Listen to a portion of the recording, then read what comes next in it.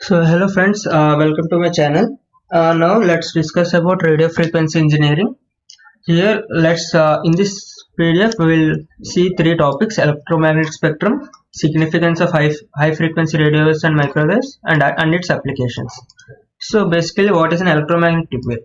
So electromagnetic wave where electric field, both electric field and magnetic field are present, and they lie perpendicular to each other. If they propagate in the direction that is perpendicular to this electric field and magnetic field, then it is called transverse electromagnetic wave. So let's look into the electromagnetic spectrum. In this electromagnetic spectrum, we have other like this is class made up of few other frequencies: radio waves, microwaves, infrared waves, visual light, ultraviolet, X-ray, gamma. So when you look, as we go on increasing, we see that like when we go on moving from left to right, the frequencies got increased from 10 power 4 to 10 power 20, so on. Like but the wavelengths got decreased from 10 power 3 to 10 power minus 12. So we can see that as the frequency increases, the wavelength gets decreased, but the energy is increasing. So as they have high energy, they have high penetration ability. So next thing, so we can see the range of radio frequency waves is from 30 megahertz to 3000 megahertz, and its wavelength range is 10 millimeters to 10 centimeters. So one microwaves like 3 gigahertz to 300 gigahertz, where lambda is the microwaves wavelength range is from 10 centimeters to 1 millimeter. We can see the conversions if you want in H, like for 1 mega is 10 power 6, giga is 10 power 9. Okay, so let's see how, for a simple one, take one scenario where a basic explanation how they transmit these waves. So first they have taken some digital signal, zeros and ones. So this signal is further processed using this FPGA. After that, this is called digital baseband, and it is sent to baseband transmitter. This baseband transmitter converted this to analog baseband signal, and this was sent to like IF means intermediate frequency up converter. Okay, basically these are all known. Just for an example, here, this is we are telling. So after that, they will this intermediate frequency is of 12 gigahertz. That means basically this signal will be around 12 gigahertz. So this will be sent over 1 millimeter wave transmitter, and this will go through the space. So when you observe these two signals, it is like a frequency shift keying, where 0 will have one frequency and 1 will have another frequencies. Okay, so let's go to the significance of high frequency radio waves. So first one, it has wider bandwidths due to high frequency. They are very high frequencies, they have wider bandwidths. So we will get an increase in data rates. So for that, we can see an example of a TV channel. So where they have used a TV channel which has a 60 megahertz carrier, and its bandwidth is 6 megahertz, and which is approximately this content will be equal to approximately one TV channel. For suppose we assume that. Okay, so now take another scenario where they have used 60 gigahertz carrier, which has a bandwidth of 6 gigahertz bandwidth. So that when you compare both, this is equal to 1000 times that of the previous TV channel. So we can see the data rate got increased as the bandwidth got increased. And for an example which is familiar to you all is mobile like internet, where we have 3G, 4G, 5G.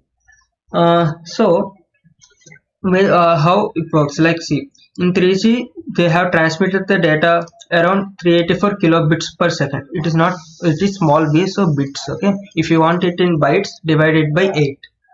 So for 4G it is 100 Mbps, and 5G it is 10 Gbps. Okay, 5G is like now it is coming, not yet fully established, but still. So we can have that. Okay, next. Next, more available and less crowded frequency spectrum. Okay, why? Because generally we use for communication, we use like a telephone communication, right? So basically they will work like the ground waves and all. So most of us won't use these frequency ranges for communication. Only very high officials for like from military or other medical or for any surveillance team, they will use. Basically there will be less use of this frequency, like less not use, basically I can say uses, like only a few people will use these frequencies. So this is so that there will be no interference with the other frequencies, and it will be less crowded. So this is suitable for the satellite communication. And why satellite communication? Because only these high frequency signals, basically very high or ultra high and much more frequencies, can only pass through this ionosphere that is present over one of the layers on the atmosphere, okay, over the earth. These ionosphere contains ions that will reflect the waves which are high frequencies, and if they have some medium frequencies, they will get absorbed. So to pass through this layer, we need very high and ultra high frequencies. So next, better resolution for radar due to smaller wavelengths. So as we see, that radio and microwave have 10 power 4 H, which is very huge. So 10 power 4, 10 power 8, and so on. It is very huge frequencies. So they will have much like they have like smaller wavelengths. So due to smaller wavelengths, these waves can concentrate on a particular point, like small areas. So they will get information from every small area in a huge area. So that basically, if you observe, it is like a pixels. If you see images, we have HD, 4K, 320p, like that, right? So how it like what was it like? The entire screen is divided into these many pixels. So how many pixels are there? Depending on that, the clarity will be there. So if you have more, like if you have information of about more pixels, then we'll get a more clear and high resolution image. In the similar way, it will be working like that. So you can see these are three images. One is for show hurricane, okay, the radar image of an hurricane, and some like what you can say, image of a moon from, okay, sorry, image of Venus. I'm sorry, this is the surface of a Venus, okay, and this is an image of a volcano. So you can see how clear it is. So we can see, okay. Now let's go into the next, the smaller size, okay. As they are very like we can build these radar systems to a very small extent that we can fit them in a smaller devices. So also this is very useful for spying, or we can use them. See here we are using in the mobile, which is compared to a coin, and here there are smaller devices that are small than a pure pen nib. Okay. You can go for a molecular, atomic, and nuclear resonance for microwave frequencies. At microwave frequencies, this is for remote sensing and microwave head imaging, microwave steam sterilizer. So in these three, what remote sensing is for monitoring some area, okay, a geographical area we can say. And for microwave head imaging, it is like a MRI only, magnetic resonance image, but it uses microwaves here. And in microwave steam sterilizer, it is like how like see, in few situations where even the liquid sterilizers like alcohol and all cannot kill all the bacteria present on suppose like devices like scalpel, scissors, and all. So they use this to make it more sterilized. Okay.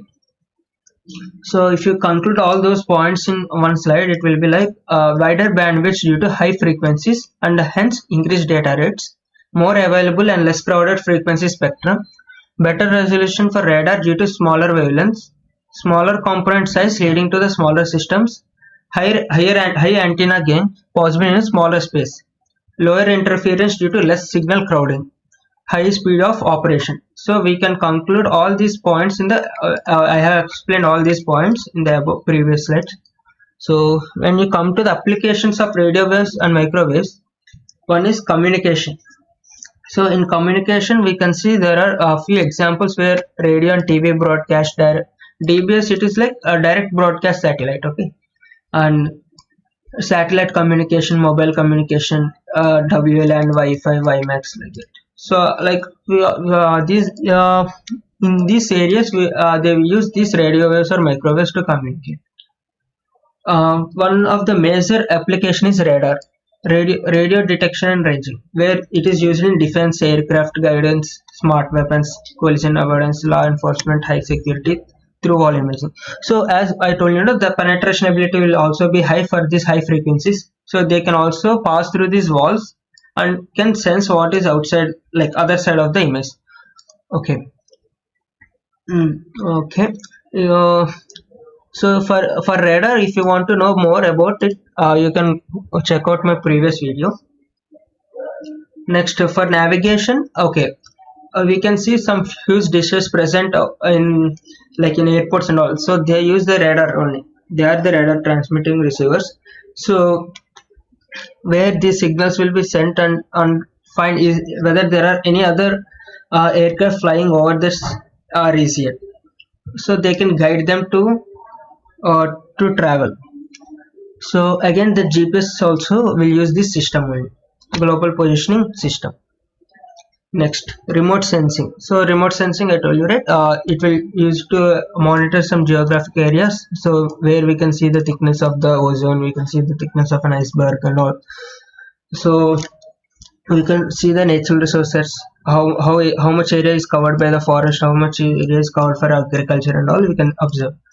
Next, astronomy and space exploration. So radio telescopes. Okay. In space also we can use this for actually to observe planets, or even if they have used this in the Hubble Space Telescope, which is a huge telescope that is present in the space. Okay. In medical applications, so they have a few terms. Okay. In medical, cautery, there is a healing a wound to close it up and prevent it from getting infected. Okay, basically a blood clot kind of thing. So next, selective healing. We can like selective healing, like we can monitor a particular area and we can heal it. Okay. Hemorrhage control, like a brain hemorrhage. So sterilizing and imaging. Sterilization I told you already. Imaging also like MRI. Next, in industries also they use this technology to detect any defects in the products, like to find the cracks or to find any product that is not in the shape of the original product. Okay. Now if you see this this range, okay, this entire radio frequency and microwave range, that is from 30 megahertz to 300 gigahertz. That entire range is classified into different bands. One is like very high frequency band, ultra high frequency, low wave, short wave, compromise between S and X, used in World War II, this X band. Okay. Next, Kurz under, like K is denoted by Kurz. Okay. Basically German mode for short only. This is also short only. Kurz upper, Kurz above. Next, V band, W band, and a millimeter wave. So thank you for this, and let's go into the next topic. Continue with this. So we can see it is a radio waves of microwaves as, okay, radio waves or microwaves. This is same thing like the previous slide. What are the like I told you, this wider band with the increased data, the same thing. So let's check how analyze this network, microwave analysis. So basically they use this magnetron and a reflex clytron to generate these microwaves. So they use some LC networks inside it. So due to this, the electrons get shifted from one plate to the another plate of a capacitor. Basically if you observe this image, These are like these acts like a capacitor plate, and this connecting rod, basically this rim, will act as an inductor, as there will be the electric field will be like the electrons will be emitted from this device, and they hit due to this magnetic magnet below it, they will form some pattern like a star rotating like a round. Okay, a rotating star. That electrons will form a path which look like a rotating star. They hit these plates, and the charges will be shifting from this point to this using this ring. Basically, it acts as an inductor. So with this process, there will in this process there will be generation of microwave radiation. So when you come to analysis, there are two types of theories: lumped circuit theory and distributed circuit theory. In lumped circuit theory, we already came across this lumped circuit theory in your lower classes. That is like KVL and KCL. Okay. So this KVL and KCL, we use this lumped circuit theory because we use a low frequency signals there. Basically, we can also directly we can say it is a DC. So for DC analysis, we use a lumped circuit theory. And why? Because for a low frequency circuit, there will be no much change in the phase of the signal that is sent over a wire, or because practically we use some wire which has some length, right? So if you use this, I'll try to write. So when you use this, when for suppose if this is a wire, inside the wire this wave will be propagating, right? If I use a low frequency wire, it will be look like if a device is connected. Okay, some device is connected, for example some battery, if you want, not plus or minus, because this is a only single wire. Okay, I just zoomed it out, and it is connected to some device. Okay, when this source will generate a low frequency, that is like a constant wave. So even if it travels through a long distance of this wire, it will look like a straight line. But when you observe for high frequencies inside the wave, okay, so it will be like, so if you for high frequency, this wave will be traveling like this. If you observe that as the length gets increased, the points, if you observe, it will get varied inside the wire. So due to this, we can't use this lumped circuit analysis, we can only use distributed circuit theory. So okay, and okay, now okay, so that where the phase, you can see this important point: physical dimensions of circuit are such that voltage across the current through the conductor connects element does not vary, and current in two terminal lumped circuit element does not vary as the phase change or transient time are neglected. I told you, when you observe this, there is a very less negligible change in the transmission of the phase, of their phase. And also if you go with distributed circuit theory, basically it comes in the waveguides propagation. It's another concept belonging to electromagnetics. Okay, waves, where we use, if for example how we study this distributed circuit is, we will take some part of the wire of an entire length. For example, if we take this entire length as L, we take only small portion of it and we study only this portion, and we try to map to all to entire length, basically integrating over those entire length. So so that only we will find in this only small portion. Okay, so when you do that, and what happens here, I told you that the waves got changed for every length, that phase got changing, so we can't neglect that. In this scenario, for high frequencies, we can't neglect this phase change. So if you take an example for this, in the circuit, that there is a wire of 25 centimeters where it generates some voltage and passes through this resistor, and some current is generated. That current graph observed along this length, at the beginning it is very high and got dropped as the length got increased. You understand? So every point the value is changing. So you can see the similar scenario here. As the frequency got increasing, the change in the wire got also increasing. First it is for 100 megahertz, it's like a constant. For 1 gigahertz some bent was there. For 10 gigahertz like a rapid change. So for microwave analysis, we are doing that distributed theory, right? So this is what I told. The entire length we take only a small portion. We map it to an RLC circuit, and we do calculation like for a part, and we map it to entire thing. Like this is like a segment that is repeating everywhere. Okay, so the concepts are applied for the voltage. See here, the concepts will be applied for the voltages for this equation. Voltage is equal V naught into cos omega t minus beta z. Okay, and how to know, like when to know when we can neglect this what you call this phase change, when we have to neglect or not. There is a relation like Z by L, which is much lesser than 1. Then only we can neglect. Understand it? Z is the length. Okay, that length of the wire by the frequency, that wavelength lambda. Okay, that when we divide the both, we get a value which is much lesser than 1. Then we can neglect the phase change. Okay, next. In the basically we studied this distributed circuit analysis, right? Basically what we can do is there are two types. Wait.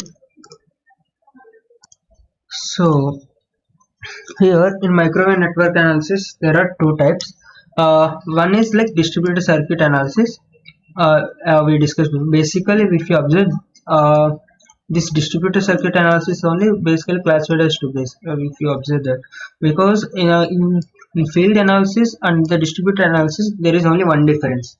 In distributed circuit analysis we only are interested to find the values at the ports, like at the terminals. Basically because if you take an entire network of this, there will be some port where we will send the input, and there's some port where we will see the outputs. We are not interested in every point in this network, only at this port areas only we are interested. So we will find the values at these ports in the distributed circuit analysis. But when you see the field analysis, in the field analysis we will see in every region, like at every point of the network also we will try to calculate. So that was one of the advantages of distributed circuit analysis. And also if some components have been changed inside and all, then it will be difficult to find what and all are changing in every point for a field analysis. But as in distributed we are only interested in the ports, we don't bother much about what is the internal structure. So there are when it comes to port, there are some few types of ports, like port devices. One is like one port device, let it is like an antenna where we'll feed the input only to one side of the port, and we can have some matched termination. So for a two-port network, example, you can give an example for filters, amplifiers. Three-port network, it is like a directional couplers, mixers, multi-port. So mixers for a multi-port is like this. Okay, so let us try to analyze some mathematical equations over this network analysis. So let us there are two types of analysis. One is like we use impedance and admittance matrices, and other is scatter matrix. So let us see only for now impedance and admittance matrix. Here in the impedance and admittance matrix, let us have some network over which there are some 5 ports. Okay, some n ports. There are n ports to this network. So where we feed in the network, we see the output, and there are some cases where we can have some reflected waves that are of an incident wave. So we'll check the notation of each one. Here if the wave is incident over, see here T1 is there, right? This T1 is where we are finding the values, like this plane. At this plane we are finding the values of, okay, even if this port has some length, right? In this port we are finding here like that. So we give some incident voltage as some, this is port 1, so V1 plus, because incident current also I1 plus, for the reflection it is V1 minus, and for the current not only the symbol like minus, here we have to change the value also, it is like inverse, like minus of I1 minus. Okay, so it will be similar to so on for the nth port also, Vn plus comma In plus will be the incident, and the reflected will be Vn minus comma minus of In minus. So when you come to the matrix equation for this, as the name suggests here, impedance and admittance matrix. Now check for the impedance matrix for now. So for impedance matrix, it is like we know that V is equal to IR, right? But in matrices, the order is also very important. So remember, like V is equal to RA. So where here we are this is an LC circuit, right? So where there are inductors, capacitors, resistors, so we generalize this the term resistors as impedance as Z, R as Z, we replace it. Okay, so matrix V matrix is equals to Z matrix into I matrix. We should not change the order of matrix multiplication. See, sorry, order means I mean in the positions. So if you look into the V matrix, it will be like a like this, like n cross 1 matrix, n rows with one column. And for a Z matrix, it is n cross n matrix, and I matrix is like one same n cross 1 matrix. So if you want to write the value for Z11, it will be like Z11 will be equal to V1 by I1. So we can see how for simple analysis, let's like first generalize this term like for finding the Z. After that we can see for a simple analysis of two-port network. So for this two-port network, okay. So for a two-port network, like for generalizing that to find the individual value of Z I Z.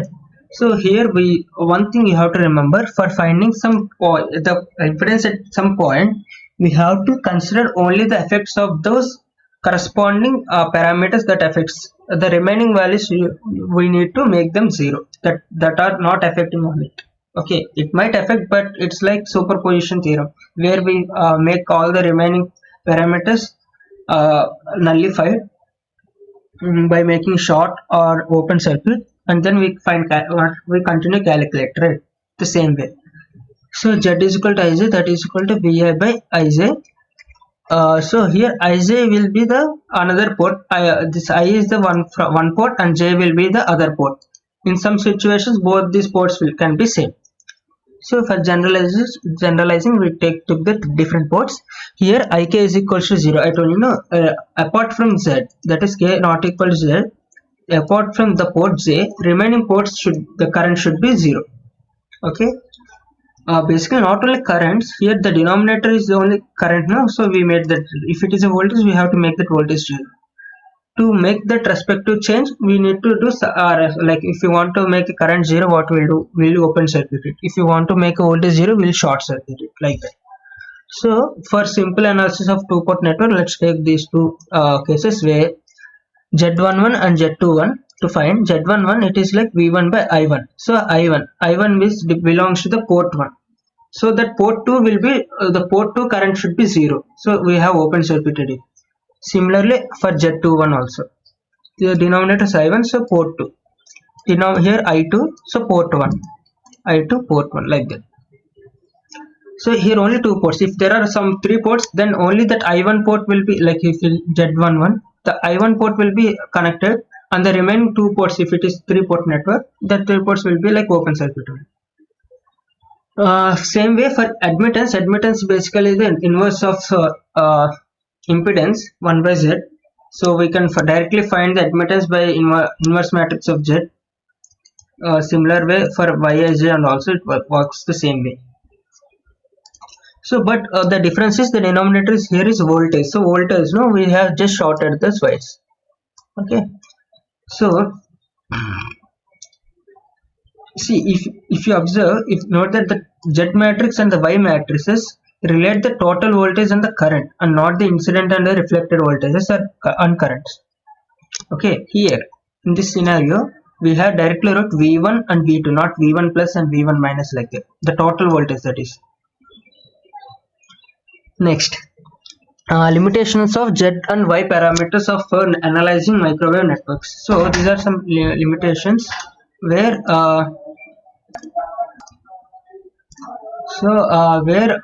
difficult to achieve open and short circuits at frequencies. Okay, so when you see like in like what is the like why we are discussing these limitations, because I told you there is one S parameter, S matrix also, scatter parameter also we have, there is one another analysis.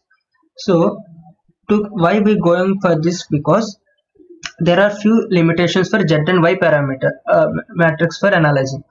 So one of such thing is difficult to achieve open and short circuits at the frequencies above 1 gigahertz. So if like for a simple example, I will tell you this point to get understand. If you see a lighter, okay, if you see a lighter, that lighter will always be open circuited. But when you try to lit the lighter, a spark will be traveled through the air. Basically, it is shorted. So because they have very high voltage and frequencies, okay, they will generate very high frequencies. So those high frequencies are high energy that can ionize the air molecules and can pass through it. So when you use this high frequency, even it is an open circuit, they can conduct in through the air. So next, short and open circuit terminations are difficult to implement over a broad range of frequencies, because as this is a very high, these high frequencies are from 10 power 8 to 10 power 20 like that, right? So these wide range of frequencies if we use, it will be difficult to find the Z input impedance. So for an open circuit it will be like this, cos beta 1, and for short it will be like here minus J R naught cos beta 1 and J R naught tan beta. We don't need of bothering much about it for now.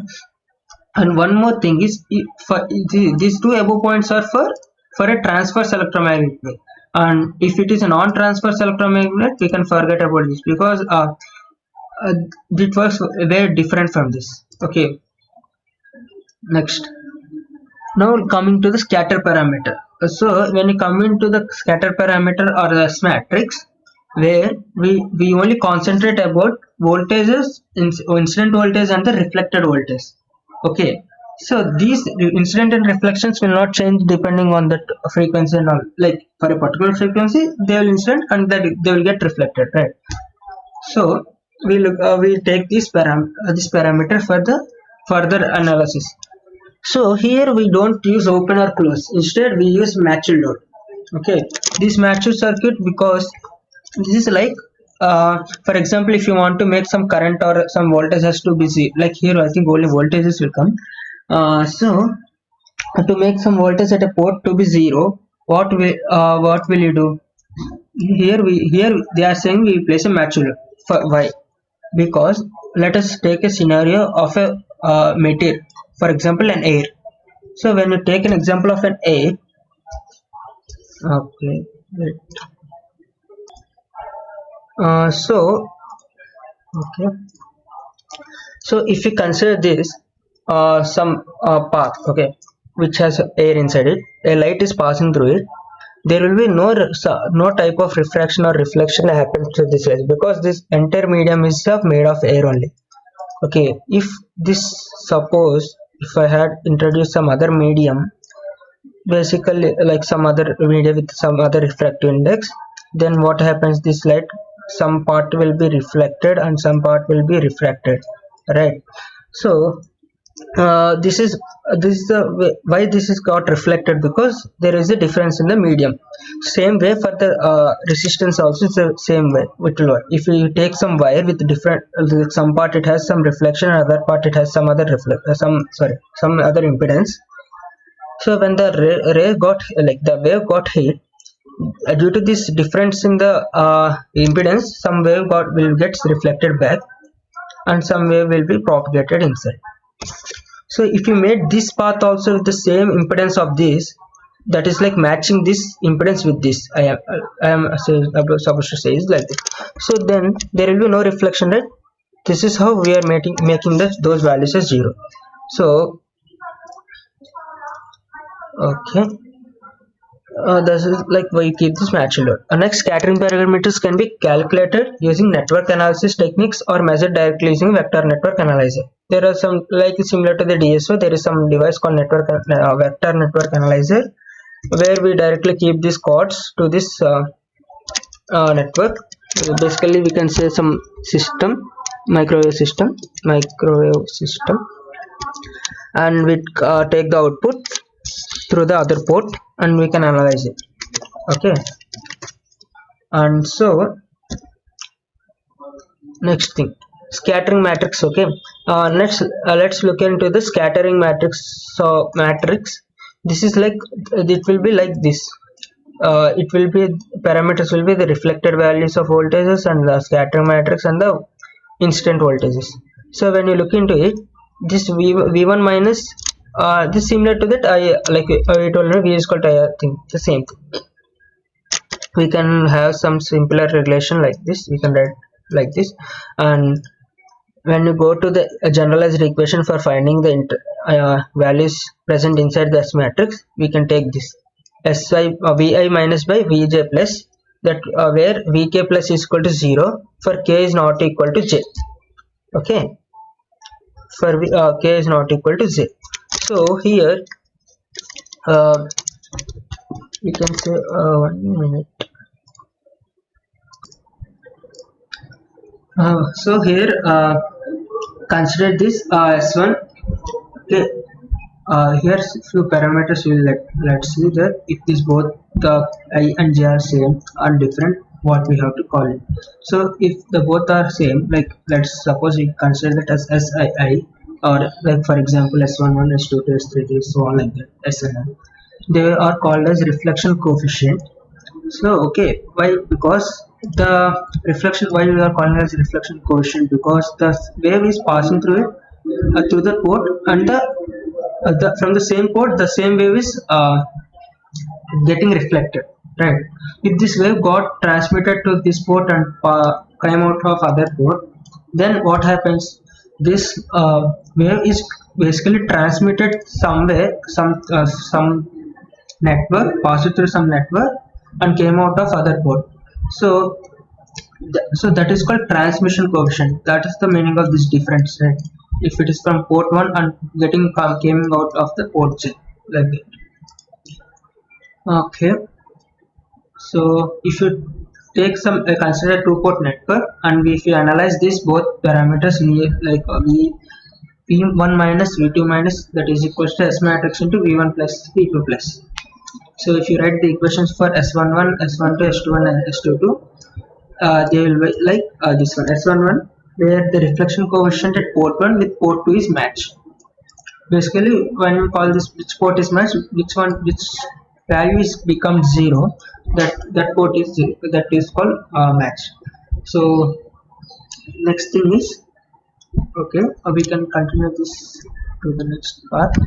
Here let us take an example so that for better understanding we'll get to know how these equations work, how to solve this.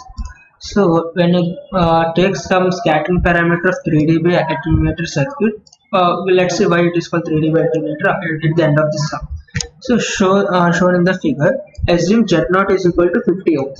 So this Z0 will be the matched impedance. That means when we want to make that values, corresponding values as 0, that port has to be connected with this load like this. So for now we are finding Z1, right? So since for S11, so for S11, how to find? We have to first match the load of port 2 with Z0, then find the values of V1 plus and V1s. But for finding this reflection coefficient, this can be also defined as gamma.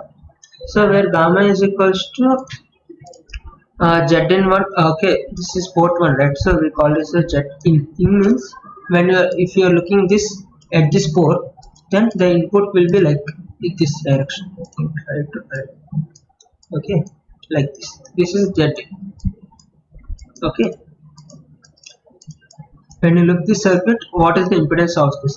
Basically, you can take this as a, this point as B, and find the impedance like this. So Z in 1, this is port 1, so Z in 1 minus Z0. This is the matched load. by Zin1 plus Z0. So to find Zin, basically what when you see the basically effective resistance on it. So these two are in series.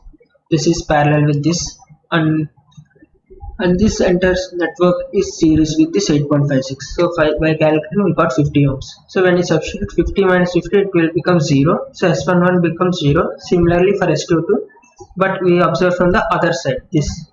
Even if we calculate from this side also, we got the same Zn as 50 ohm. So we got S22 as 0. So when for computing S21 and S12, it will be little bit complicated. Like we need to see some we need to solve some expressions. First we need to find some expressions, and later we substitute those in the other expressions, and finally we get the relation between V2 minus and V1 plus for S21. So first what we have to do is we have to find the value of V2. So for finding V2, how we can do like basically what is the V2 is the incident plus reflected is the total voltage, right? How much we got incident and how much it is reflected, that is the total voltage. So this total where V2 minus is see, we match with this port 2, that means V2 plus is 0. So we substitute that, we got V2 as V2 minus. Okay, and next thing is we want to find this V1 plus. What will be this V1 plus?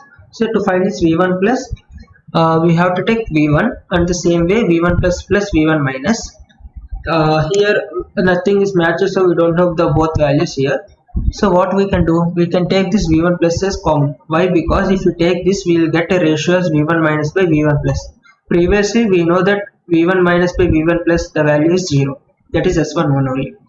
So we can substitute this S11 and that will be 0, and we got V1 plus as V1. So now it will be simple to find V2 and V1. After that finding them, we can substitute here, or we can use the relations to find the ratio directly, V2 minus by V1 plus. So to finding that, let us consider the points. This is port 2, right? This is the V2, this is Vx.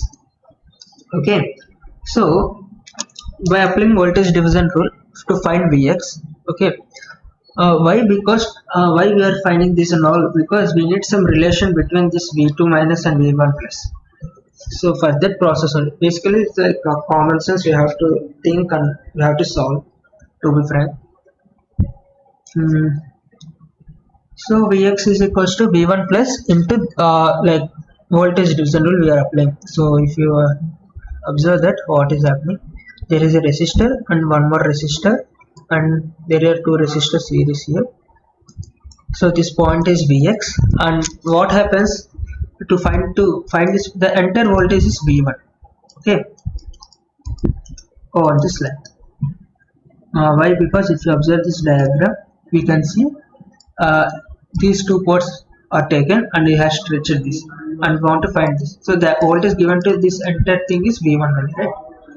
Okay, so that V1 is so here why we wrote V1 plus, because previously we found that V1 is called V1 plus, that's why we substituted that value here. From the formula we can do that V1 into, if you take this entire effective resistance is as R2 and this is as R1, V1 into R2 by R1 plus R2. So if you find this, you will get some expression in terms of V1 plus. In the Vx, we get a relation between Vx and V1 plus. Let's keep it aside. Now let's come to V2. So here V2 is V2 minus, same thing. That is equal to this point. Let's apply the voltage division. If you observe this, this is divided between these two. Okay, this Vx. Then okay. So this at this point and this point, the voltage is Vx. Okay, basically we can say.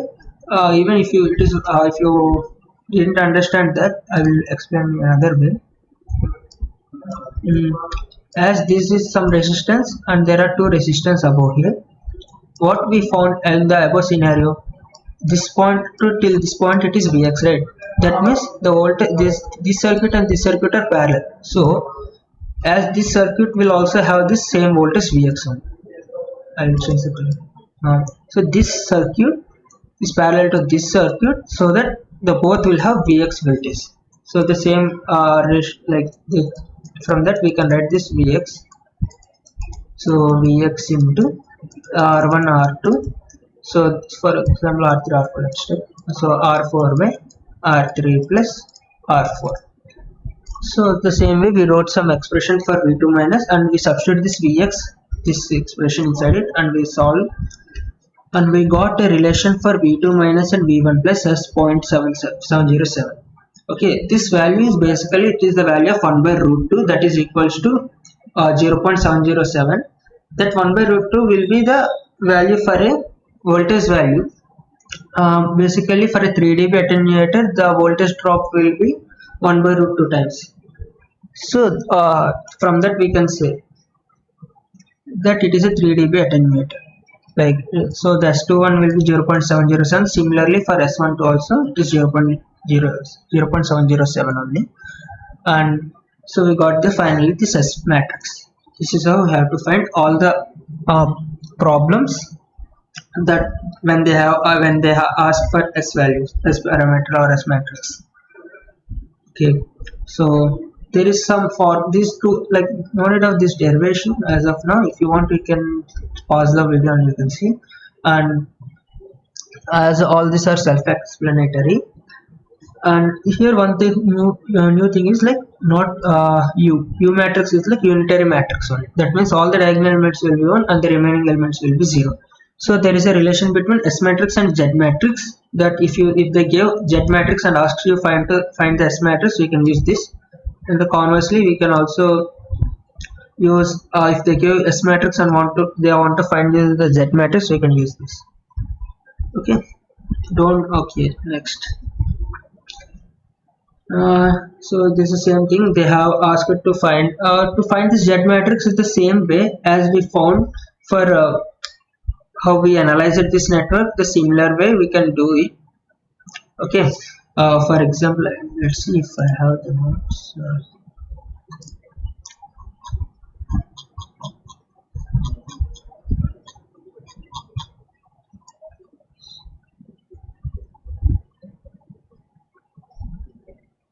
See, I think, if you observe here, in this some network is there. For the network, I'm sorry for the image is not that clear, but we can see the same network over here.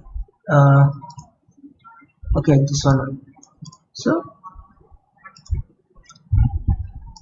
from this we know that V is equals to Z into I. From that Z11 will be this ratio. So we want to find that V1. What will be the V1? A nodal analysis, or from nodal analysis we wrote this expression. Okay, basically we know that for nodes the effective how he has done was he multiplied the mesh analysis. It's the mesh analysis. He has done a mesh analysis over here, like we consider two loops, and for this loop the voltage across this is this one plus the part of this one, like that. So for example, the current is flowing in this direction, like clockwise direction. The current I1 is flowing here and the current I2 is flowing here. This is 8.52 I1 plus 141.82 I2, right? Like that we can write the expressions.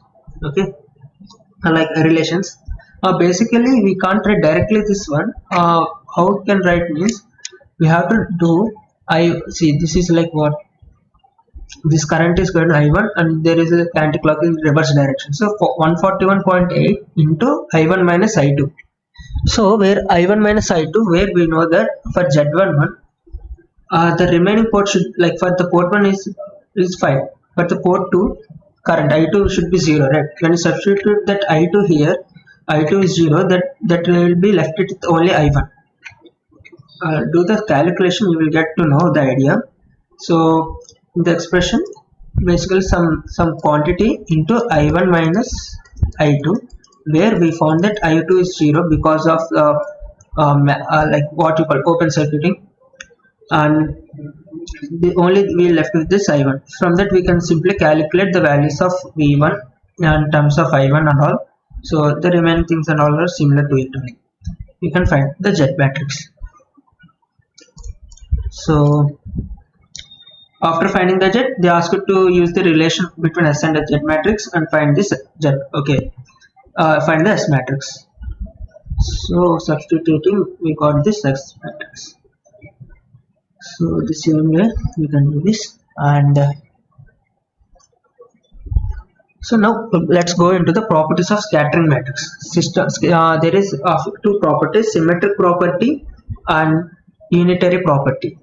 So the symmetric property will help us to find if the system is reciprocal network or not. So if the S matrix is symmetric, then we can say that network is a reciprocal. Otherwise not reciprocal. So how to find symmetricity? If the matrix of S matrix and its transpose are both are same, then we call it a symmetric matrix. If both the matrix and its transpose are equal, then we can say it is a symmetric matrix. From that we can tell that. And also for a hint, for if it is a system symmetric, the both S12 and S21 will be same. Okay. And for unitary matrix, the product of transpose, S transpose and its conjugate. Why we got here conjugate? Because this is an impedance, where impedance will have a complex numbers. Sometimes not only resistors, resistance will give only real values. If suppose there are inductor or capacitor will come with some j like for example 1 by j or like you understand j omega or 1 by j omega, like that. So where we get the complex values also. For that reason, we take here the term conjugate also came. So when you multiply both, we get the unitary matrix. That is like all the diagonal elements will be 1 and the remaining elements will be 0. So he simplified this matrix multiplication to a summation way, and from that we can, like from this property we can generalize to find whether if the system is a lossless network or lossy network. For the system to be lossless network, it should obey this unitary property. So we no need to find the entire product. There is a shortcut for it. That is like when you take the S matrix, you add all the squared values of the elements present in the present in each column. It should result to 1. For example, it is S11, S21. Find the real value of this. Basically, if it is like basically to be exact, I will tell you one thing. This is like for example, it is like 3 minus j, another is like some 6 minus j. Okay, so 6 minus and something minus some random. So you have to square this as not square. Basically, what you have to do is 3 minus j and its conjugate. This 3 minus j conjugate is 3 plus j. Multiply both and we get some value. Less similar to this 6 minus j into 6 plus j. We have, so the entire thing should result to 1. Okay. Whether I don't know, I didn't calculate it. But if it is 1, then it is a lossless network. So similarly, you have to find for every column. If one column does, even if for one column doesn't satisfy this condition, then it is a lossy network. Okay. Next, go for this is a problem they gave. Basically this is called rectangular format. This is a rectangle form, and this is called the polar form. Okay. So basically in polar form we can directly do, because we don't need to multiply everything like that. Okay, it will be directly, we can directly go with squaring these values and add. Okay, but I will tell you for knowledge, I will tell how this you have to find the conjugate of a polar. It will be, for example, there is r into lambda is x value. Suppose some x is equal to r at an angle theta. If you want to find the conjugate of this x, it will be r at an angle minus theta. That's it. So when you try to multiply these two polar forms we want to multiply, you have to add this first parameter. For example, let's take two things: r1 at an angle theta 1, r2 at an angle theta 2. If you want to multiply these two, the resultant will be r1 plus r2 at an angle R1 into R2 at an angle theta 1 plus theta 2. Okay, this is the value. So when we try to multiply these two, we'll get r square at an angle 0. That means if it is an angle of 0 degrees, then it will be only this part. There is no significant of this angle part. So only r square. So when they give, you can directly square this 0.1 square plus 0.8 square plus 0.3 square plus 0 square. If it is equal to 1, then it is a lossless network. But if you find it, it is not equal to 1, so it is a lossy network. To find it is reciprocal, just transpose this matrix. If we get the same matrix, then this is S power T, okay? So, transpose, the representation of the transpose. So if you get the same matrix, then we can say that this network is a reciprocal network. Similar to this, similar for the, okay. Now let's go and check for the return loss. So this 1 hour, okay. Return loss, where return loss is like we denote it as RL, and there is one more loss, it is insertion loss, that is IL. How to find is like, it is basically main focuses on the power, incident power and the reflected power. So to find incident power, we can use this formula for this, for the particular port. The port number we can, like it is port 1, port 1, port 2, port 2, like we do like that. So for P reference, it is 1 by 2z at an angle V1 minus by V1 by whole square mod. So when you try to like the formula for return loss is equals to minus 10 log at an for P reflected by P incident for base 10. Okay, substitute this P reflected and P incident over here, we'll get some formula. So what we got, so it is a log now whole square, we can write it as whole square, and square can be coming in front, and 2 into 10 is 20, minus 20 log V1 minus by V1 plus, which is equal to S11.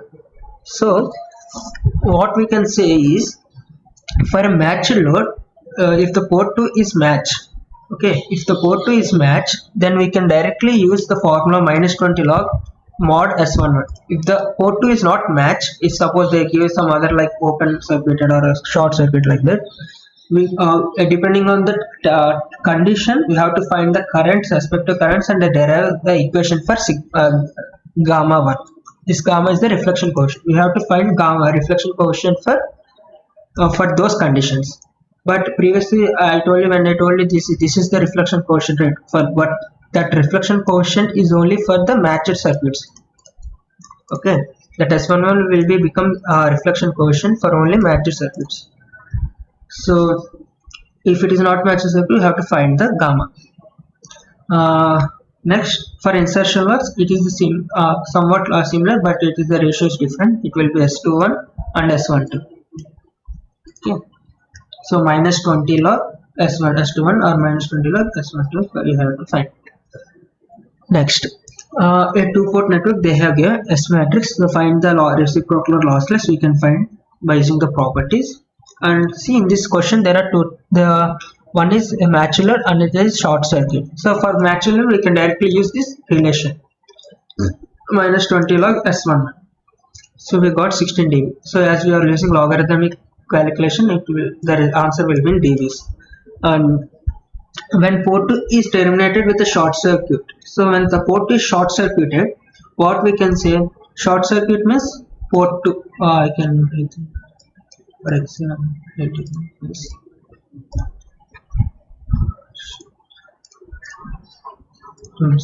So when you take this port 2, right, when port 2 is shorted, then what will happen, this wire will get short. That means the voltage over here will be 0. V2 is 0. You know that the relation for V2 is V1 V2 plus V2 minus. So this is 0. We can get the relation V2 plus is equal to minus V2. Substitute this relation that in this matrix and try to write the equations and solve further by substituting these values.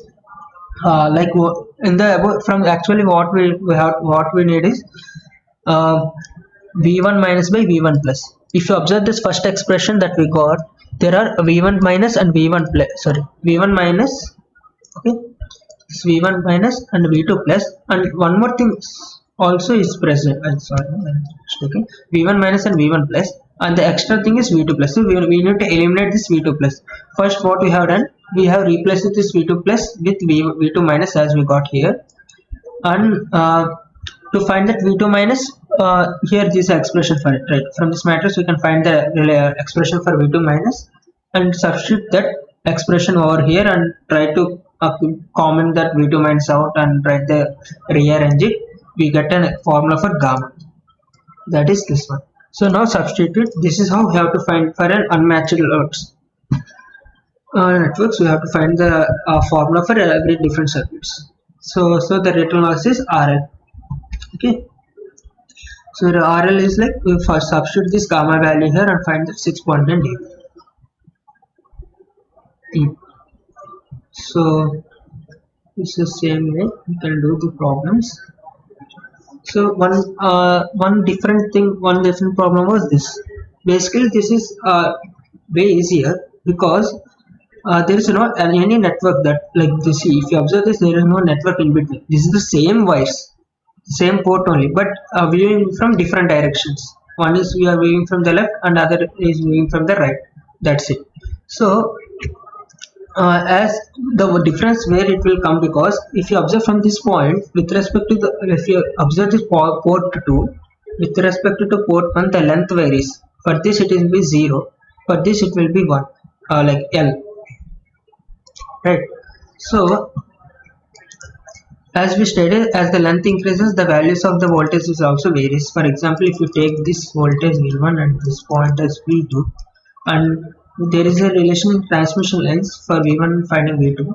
V2 will be equals to V1 into e power minus j theta n, where theta n will be equals to, okay, beta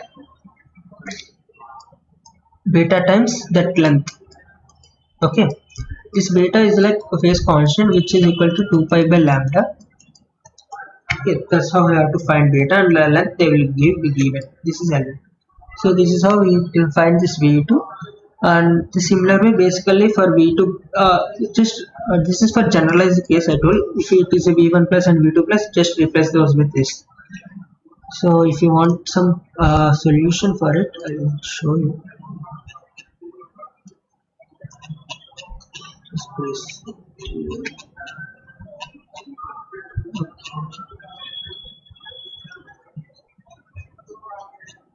So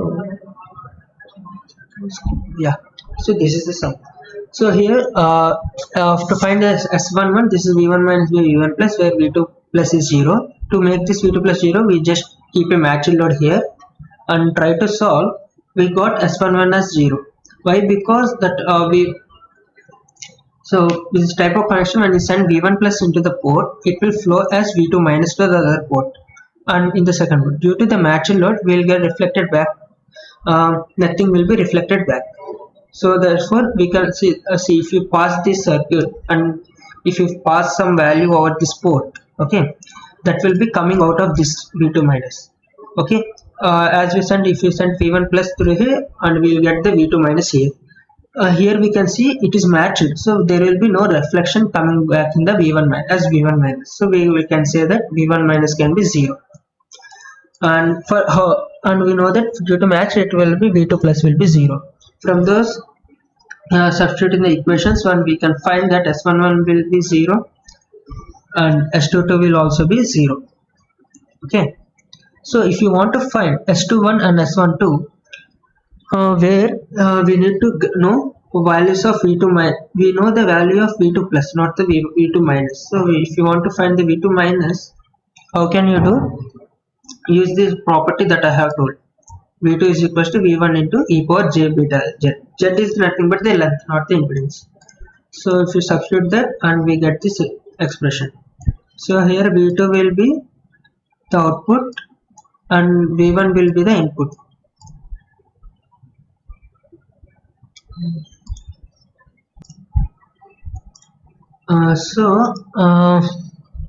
This is how we can do this.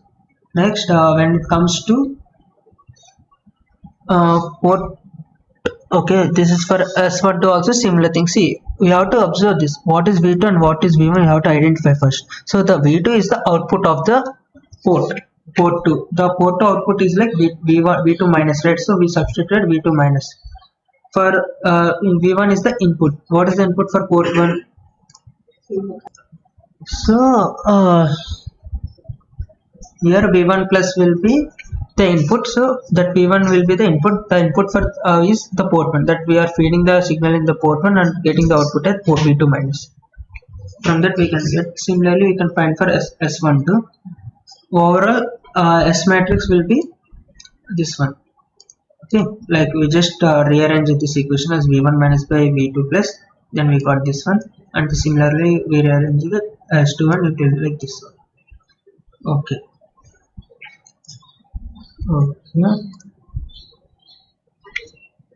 These are the similar problems only. So now let's go into new topic called scattered parameters. In the scatter parameters, what we will do is, here we did like, see, shifting in the scatter parameter. Okay, so in the, this is a shifting in scatter parameters. Actually, basically, the problem what we have discussed now is the similar thing. Yes, a shift in the reference plane.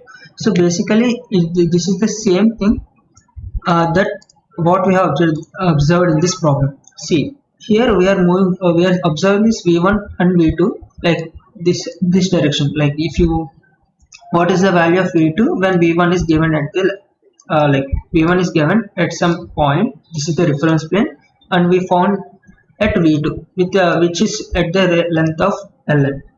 Okay, basically shifted this plane at a distance of Ln. Now discuss the same thing in the reverse direction. If this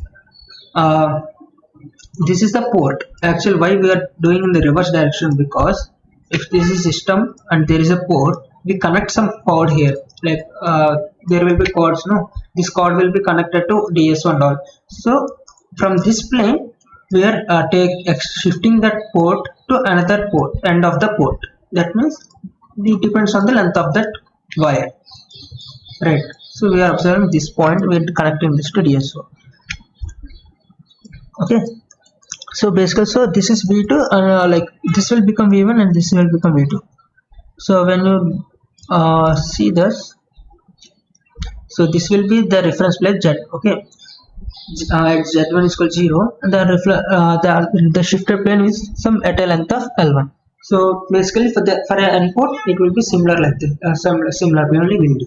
So to note it, the difference between these two values, for example, at the reference plane 0, the voltage V1 plus and V1 minus. For the shifted values will be V1 dash plus and V1 dash minus. So the S matrix will also be changed to S dash matrix. So by using the above expressions for this same thing, that V1 is equal to V2 in this, or V2 is equal to V1 and T equal J theta. Those formulas only we are using here. From that expression, we resolve this, like we rearranged the values to find these parameters of V1 minus, and for example, like see, we substituted this dash like V1 dash and so on to Vn dash values in the matrix. Like basically we replaced these values with the normal values and try to map with the original S matrix, and we found that, for instance, I can see, yeah, see, after substituting those V1 like V1 dash, V1 minus and V1 plus in the old expression, that is here, we substituted V1, V minus and V plus in here, and we got an expression as this entire matrix into V dash minus is equals to S matrix into this matrix into V dash plus. So what we need only V dash minus is equal to what? So V dash minus is equal to, we take this out here and it will be reciprocal. So basically it will be like inverse of this matrix we have to write, but as it is an identity, like what you can say is like see unitary only, but not the diagonal elements is not like the diagonal elements all are same. I mean only the diagonal elements are present. The basically we can call it as a diagonal matrix. For a diagonal matrix, to find the reciprocal, just we can invert those values and the diagonal. Like see, if it is an x, we can write 1 by x. If it is x2, it is 1 by x2 like that. As the remaining all are zeros, it will not change much. So this into the old S matrix into at the S matrix at z is equal 0 into this other way. Anyway, this side we got this matrix. This is how we got. The same way we for every point we found the values of this vn minus, that is vn minus into e power j theta. So when you substitute all these values here, we get this matrix. So after that, when you compare this S, I mean when you compare this equation, when you compare this equation with this equation, we can observe we got this S dash as this one. Okay, for this n port network, this one. For a 2-port network, when you do solve entire multiplication, you should not change the order, because matrix multiplication order is important. This one first we have to multiply both these two both, and then the resultant should be multiplied with this. So then we got, for a 2-port network, we got a simple equation like this, simple matrix for S dash. So if there is any problem given, you can directly use this expression for a 2-port network. So in this problem, they have given some frequency so that you can find a beta, because if you remember, it is like 2 pi by lambda. Lambda from frequency and lambda related as c by f, right? F is equals to c by lambda.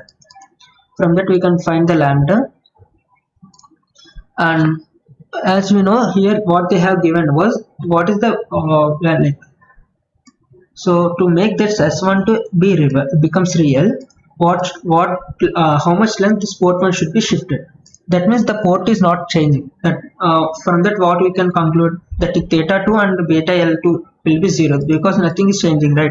So when you substitute those values in this expression, so in this expression we got it as this. So after I think it's not the complete thing, as theta 2 is 0, no? If you substitute here, it will become S22 only. So basically we don't need all those things, only we are concentrating upon only this part, S12. So take this S12 out, and what is the for S1 to be real, so what is the real part of this? Only 0.8. so that means what, to make this 40 degrees as 0 degrees. So when you compare this both, what we got was we got theta 1 as 40 degrees. Okay, from theta 1 is equal to 40 degrees, this beta L is equals to theta 1 is equal to 40 degrees. Like directly we can also write this 40 degrees. This theta 1 is equal to 40 degrees also we can write. What we can say, so beta L1 is equals to theta 1, that is equals to 40 degrees.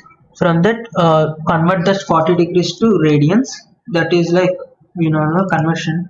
So like 180 degrees is equals to pi 1 radian. So for 1 degree, how much? So pi by 180, we need to multiply the 40. We got 2 pi by 9. Okay, this 2 pi by radians is called beta into L1. That beta is 2 pi by lambda. Where from that we know lambda also, we know, substitute those, we find L1 as 1 by 30 meters.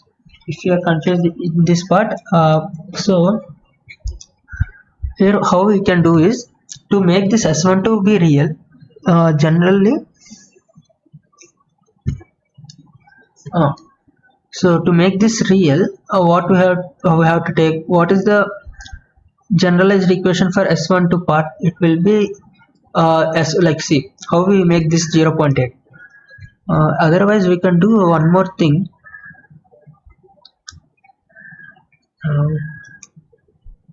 Okay, the simplest way is to make this 0.8 into at an angle 40 degrees to be only 0.8 at an angle 0.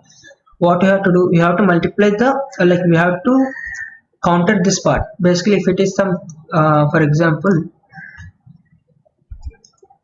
For example, it is like some x into e power minus z. If you want to remove this part, what we'll do, we'll multiply this with e power z, right? The same way we have done here. But here here this is reverse. Actually what it is x into e power z, we multiplied with e power minus z, so that we left with only x. That's what. Okay. Or otherwise you can also see from the expression itself, we can directly do that. Like from the S dash matrix only, the relation is like S12 into e power minus j theta 1. From that, this part to be only real part, that means only that 0.8, where S12 is the value of S. Okay, only the S matrix, what is that called? 0.8 at an angle 40 degrees. We substitute this is the method, original method is this. So you place that and equate to point it and do the calculation, and we got theta 1 is 40 degrees. So the remaining part is the same. We take beta L and all. So this is this is one model. Another two, there are one more model. Basically this relay this problem will deals with the powers. So basically we know that like see incident power and reflected power, right? They give incident power and reflected power in terms of dB. So first we need to convert them into normal values, like in watts. To convert them into watts, what we'll do, basically what they give, 10 log of Pn is equals to minus 20 dB. So inverse logarithm apply that, and we got 10 power minus 2. And for also P reference, 10 log of P reference, right? So is equals to minus 20. From that the 10 will be going to this side, minus 2.8. From that we can got the P reference as 1.58 milliwatts. So okay, to find the total output power, how can we say this is the output power is in the other side? So we are sending some power, that is 10 milliwatts. Some part is getting reflected, so the remaining part only will get transmitted out. So the incident power minus the reflected power we have to do. So we got P0. So to find S21, why do you need to find this? Like see, they have asked us to compute S21. Okay, so to find S21 using this power value, like incident power and the reflected power, how we can find it? There is no direct relation, but we can derive it. So basically how means the relation for S21 is like V2 minus by V1 plus, right? So if you recall the formula for power, it is like half into Z0 that respect to ports, which thing, like it is plus, it is minus, or more port 1 or port 2, it depends. So corresponding is the generalized formula for power. So here if you observe that for this is V2 minus, right? So V2 minus, how to find? Half to V Z0 mod V2 minus whole square, okay, and divided by 1 by 2 Z0 mod how much, I think it's V1, right? Okay, so mod V1 plus the whole square. Basically like why we are telling this was a reflection reflected, this is incident, we can see from the sign itself, we can say. So what we have done, P reflected by P incident. When you calculate this, simplify, this is get got cancelled, and it will be V2 by V2 minus by V1 plus whole mod square. That will be, when you write this equation as S21, that will be square. So if you want to compute S21, you can just send it out and root over P reflected by P incident. Okay, P reflected by P incident we can do. Next, okay. From that, for to compute S11 also the similar way only. Okay, sorry, not P reflected. Sorry, this is V2 minus is the output. No, that the port that came out. It is not a reflected port. Basically, output of the port 2. So basically, out we can say for our understanding. This is P out. So we know, anyways, we know P out, P reflect, P incident, and P reflected. these three values, like we know P out, right? So this is P out by P incident, and we can compute that. For computing S1, then this is like the same port. Now for the same port, it will be looking at incident and reflected. For if you are computing for two different ports, one will be incident, the other will be the output, like that. So same port, so reflection by incident. The similar way we can find this dash S11. So there is another way also to find this S11. Actually, we know that as for a reciprocal networks, the sum of squares of real parts of a column in S matrix should lead to 1, sum up to 1. How can you say it's a reciprocal? So as they, sorry, for a lossless network, for a lossless networks, when you do the squares of the values in the columns, the real parts of the columns, and it should sum up to 1. As they give, again, as they give mention that is a lossless, so you can use that identity also to find it. One more thing is like there is a new term called VSWR. Okay,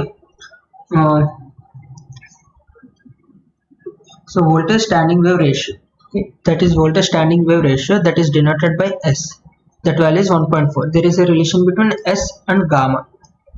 Okay, that is reflection coefficient. So this here, sorry, this is like S plus 1. Okay, replace this S plus 1. So S minus 1 by S plus 1. When you substitute these S values in it, we can get the gamma value. As you know that reflection coefficient will be equal to S11 and S22 for a reciprocal network.